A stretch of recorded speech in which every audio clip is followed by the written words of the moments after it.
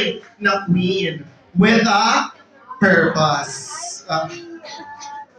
Yes, with a heart. Okay, ako na pala. Ayan.